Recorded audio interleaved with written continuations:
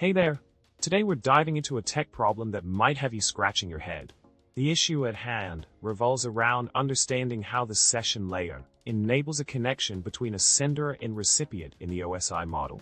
It's a common stumbling block for many, so don't worry if you're feeling a bit lost in the technical jargon. Now let's get into the solution.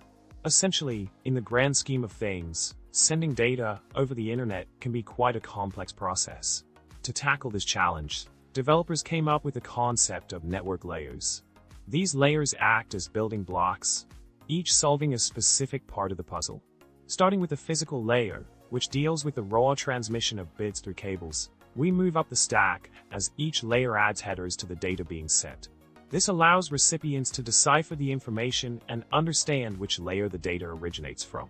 Solution-wise, the key lies in understanding that the underlying layers handle the heavy lifting of transmitting data and assigning specific identifiers. The session layer facilitates communication between end users by managing sessions over potentially insecure channels. It's all about adding that extra element to establish a connection between parties.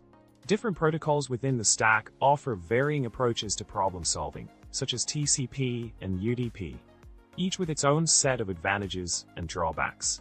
In summary, navigating the intricacies of the OSI model and network protocols can be a daunting task, but with a bit of patience and understanding, you'll start unraveling the mysteries of data transmission in no time.